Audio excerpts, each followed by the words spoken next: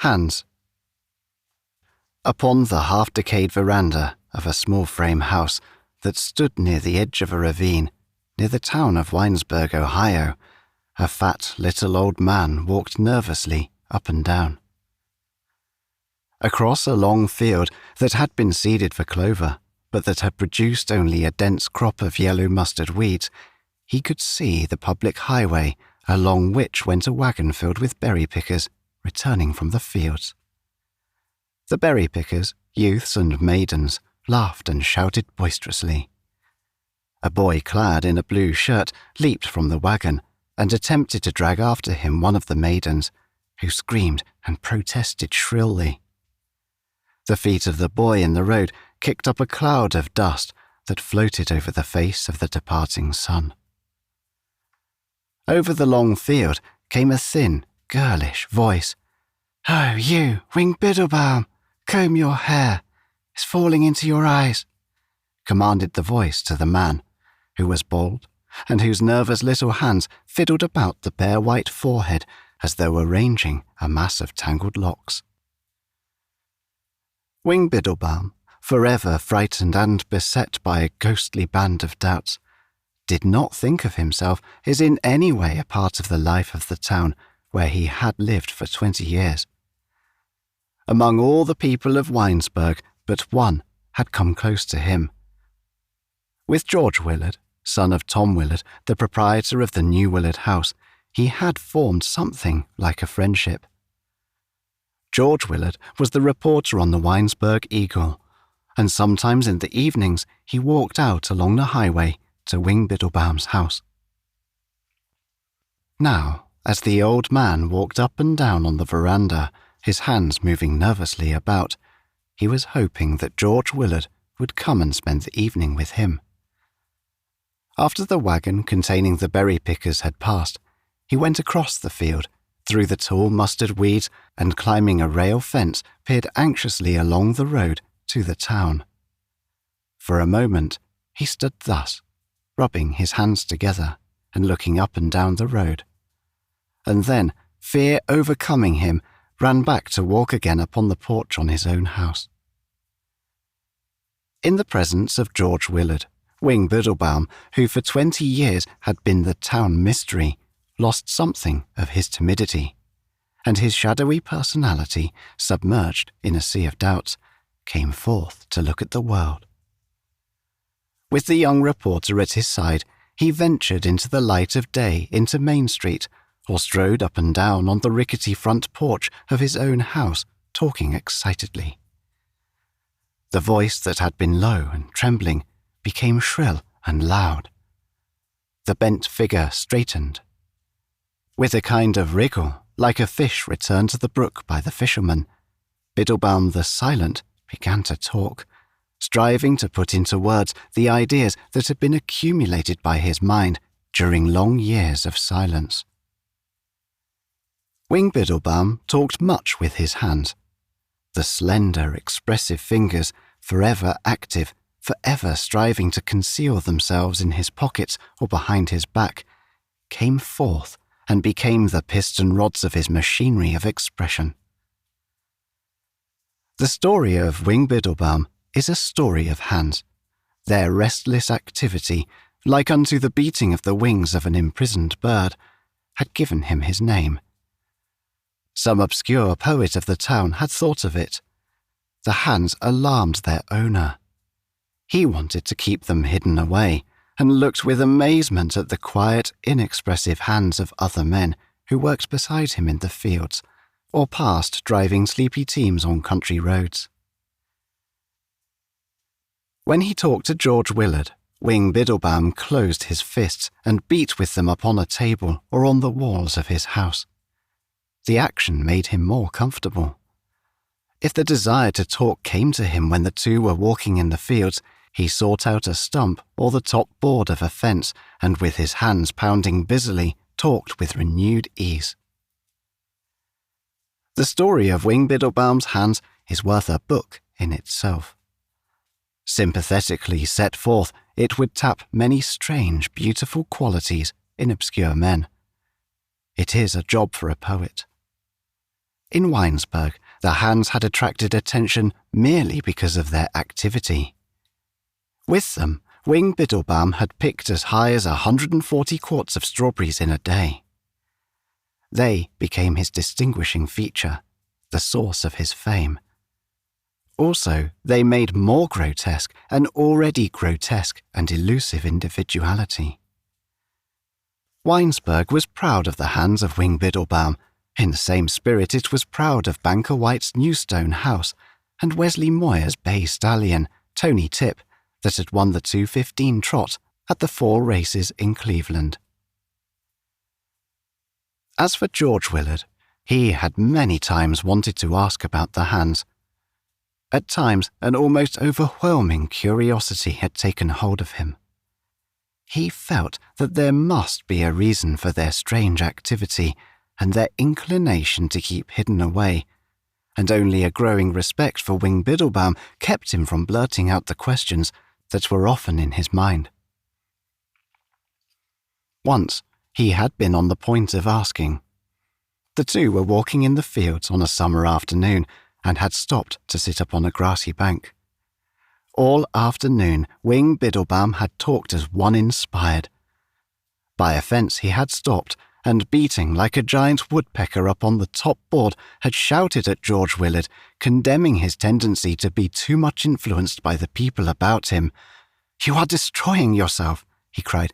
"You have the inclination to be alone and to dream, and you are afraid of dreams. You want to be like others in town here. You hear them talk, and you try to imitate them." On the grassy bank, Wing Biddlebaum had tried again to drive his point home. His voice became soft and reminiscent, and with a sigh of contentment, he launched into a long, rambling talk, speaking as one lost in a dream. Out of the dream, Wing Biddlebaum made a picture for George Willard. In the picture, men lived again in a kind of pastoral golden age. Across a green open country came clean-limbed young men, some afoot, some mounted up on horses. In crowds the young men came to gather about the feet of an old man who sat beneath a tree in a tiny garden and who talked to them. Wing Biddlebaum became wholly inspired. For once he forgot the hands. Slowly they stole forth and lay upon George Willard's shoulders. Something new and bold came into the voice that talked. "You must try to forget all you have learned," said the old man. "You must begin to dream. From this time on, you must shut your ears to the roaring of the voices." Pausing in his speech, Wing Biddlebaum looked long and earnestly at George Willard. His eyes glowed. Again he raised the hands to caress the boy, and then a look of horror swept over his face.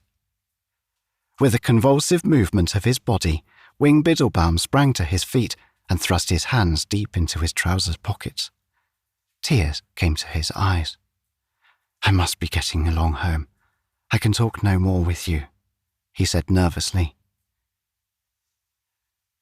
Without looking back, the old man had hurried down the hillside and across a meadow, leaving George Willard perplexed and frightened upon the grassy slope. With a shiver of dread, the boy arose and went along the road toward town. "I shall not ask him about his hands," he thought, touched by the memory of the terror he had seen in the man's eyes. "There's something wrong, but I don't know what it is. His hands have something to do with his fear of me and of everyone." And George Willard was right. Let us look briefly into the story of the hands. Perhaps our talking of them will arouse the poet who will tell the hidden wonder story of the influence for which the hands were but fluttering pennants of promise. In his youth, Wing Biddlebaum had been a school teacher in a town in Pennsylvania. He was not then known as Wing Biddlebaum, but went by the less euphonic name of Adolph Myers. As Adolph Myers, he was much loved by the boys of his school. Adolph Myers was meant by nature to be a teacher of youth. He was one of those rare, little understood men who rule by a power so gentle that it passes as a lovable weakness. In their feeling for the boys under their charge, such men are not unlike the finer sort of women in their love of men. And yet that is but crudely stated. It needs the poets there. With the boys of his school, Adolph Myers had walked in the evening, or had sat talking until dusk upon the schoolhouse steps, lost in a kind of dream. Here and there went his hands, caressing the shoulders of the boys, playing about the tousled heads. As he talked, his voice became soft and musical. There was a caress in that also. In a way, the voice and the hands, the stroking of the shoulders and the touching of their hair, were a part of the schoolmaster's effort to carry a dream into the young minds. By the caress that was in his fingers, he expressed himself. He was one of those men in whom the force that creates life is diffused, not centralized. Under the caress of his hands, doubt and disbelief went out of the minds of the boys, and they began also to dream. And then the tragedy. A half-witted boy of the school became enamored of the young master. In his bed at night, he imagined unspeakable things, and in the morning went forth to tell his dreams as facts. Strange, hideous accusations fell from the loose-hung lips. Through the Pennsylvania town went a shiver. Hidden, shadowy doubts that had been in men's minds concerning Adolph Myers were galvanized into beliefs. The tragedy did not linger. Trembling lads were jerked out of bed and questioned. "He put his arms about me," said one. "His fingers were always playing in my hair," said another. One afternoon, a man of the town, Henry Bradford, who kept a saloon, came to the schoolhouse door. Calling Adolph Myers into the schoolyard, he began to beat him with his fists.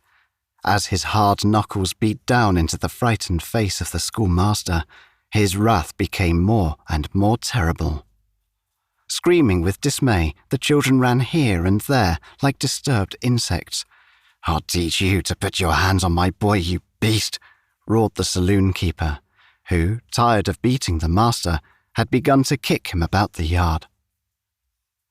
Adolph Myers was driven from the Pennsylvania town in the night. With lanterns in their hands, a dozen men came to the door of the house where he lived alone and commanded that he dress and come forth. It was raining, and one of the men had a rope in his hands. They had intended to hang the schoolmaster, but something in his figure, so small, white, and pitiful, touched their hearts, and they let him escape. As he ran away into the darkness, they repented of their weakness and ran after him, swearing and throwing sticks and great balls of soft mud at the figure that screamed and ran faster and faster into the darkness. For 20 years, Adolph Myers had lived alone in Winesburg. He was but 40, but looked 65. The name of Biddlebaum he got from a box of goods seen at a freight station as he hurried through the eastern Ohio town. He had an aunt in Winesburg, a black-toothed old woman who raised chickens, and with her he lived until she died. He had been ill for a year after the experience in Pennsylvania, and after his recovery worked as a day laborer in the fields, going timidly about and striving to conceal his hands. Although he did not understand what had happened, he felt that the hands must be to blame. Again and again, the fathers of the boys had talked of the hands.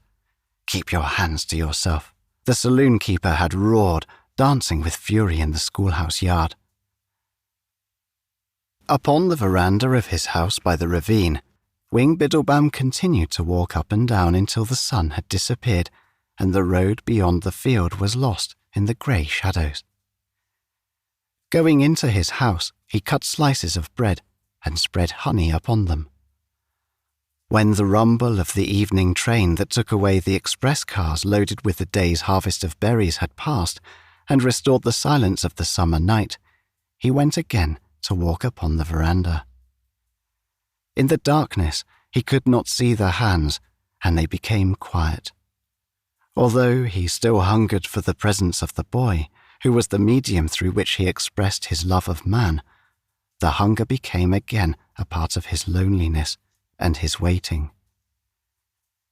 Lighting a lamp, Wing Biddlebaum washed the few dishes soiled by his simple meal, and setting up a folding cot by the screen door that led to the porch, prepared to undress for the night.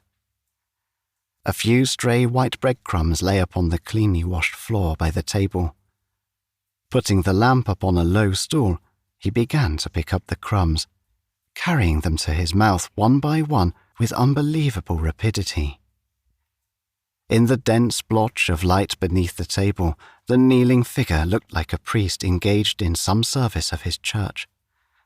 The nervous, expressive fingers, flashing in and out of the light, might well have been mistaken for the fingers of the devotee, going swiftly through decade after decade of his rosary.